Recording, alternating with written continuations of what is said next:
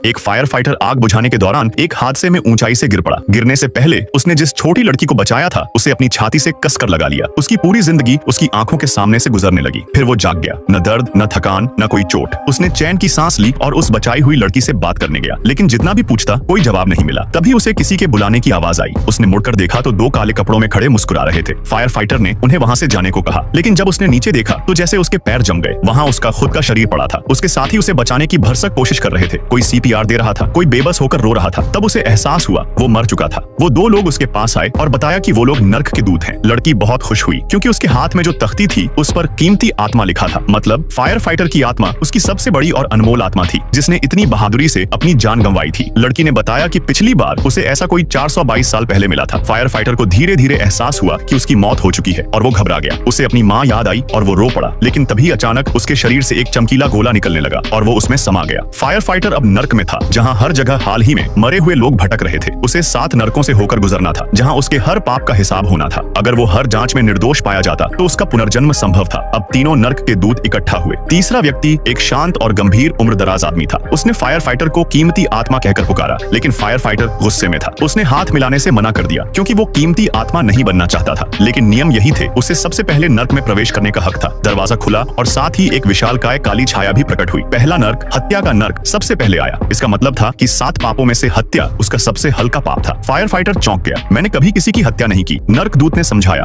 अगर किसी की मौत तुम्हारी वजह से हुई हो, चाहे वो तुम्हारे शब्दों से, कृत्यों से या यहाँ तक कि इंटरनेट पर किसी को अपमानित करने से हुई हो, तो वो भी हत्या मानी जाती है। तभी जमीन फटी और लावा से भरी घाटी दिखने लगी। जो लोग दोषी पाए जाते उन्हें वहाँ फेंक दिया जाता, जहाँ वो अनंत काल तक जलते रहते। फायर फाइटर दिल से नेक इंसान था। उसने वहाँ भी लोगों की मदद करनी शुरू कर दी। लेकिन तभी एक डरावनी आकृति प्रकट हुई जो गुस्से से चिल्लाई, मैं हूँ नर्क का यमराज। यमराज ने फायर फाइटर से पूछा, क्यों तुमने एक आगजनी घटना के दौरान अपने साथी को बचाने की कोशिश नहीं की? तुम्हारी वजह से उसकी मौत हुई। फायर फाइटर अपराध बोध में चुप रहा, लेकिन नर्क दूतों ने उसके लिए बचाव किया और असली सच सामने आया। उसका साथी ही चाहता था कि वो पहले अन्य लोगों को बचाए। उसने 8 लोगों की जान बचाई और जब वो अपने साथी को बचाने लौटा तब तक बहुत देर हो चुकी थी। सच जानकर यमराज ने फैसला सुनाया, निर्दोष। पहली परीक्षा पास हो गई। अब वो लोग नाव में सवार होकर बेकार जीवन नर्क की ओर बढ़े। यहाँ उन लोगों पर न्याय होता जिन्होंने अपनी जिंदगी बेकार बिताई होती। लेकिन इस बार नर्क के रानी ने उस पर कोई आरोप नहीं लगाया, बल्कि वो उसके जज्बे और सकारात्मकता से इतना प्रभावित हुई कि उसने तालियां बजाईं। उसने पूछा, क्या चीज तुम्हें जिंदगी के प्रति इतना समर्पित रखती है? लेकिन फायर फाइटर का जवाब सुनकर सब हैरान रह गए। अचानक नर्क की रानी का चेहरा सख्त हो गया और नर्क दूत घबरा गए, क्योंकि वहाँ नर्क में जिस भगवान को उसने अपना प्रेरणा स्रोत बताया था उसे पूजना भी एक बड़ा अपराध था। रानी ने आदेश दिया, इसे निकाल फेंको। नाव पीछे की तरफ बढ़ने लगी, जहाँ नीचे का दृश्य बेहद डरावना था।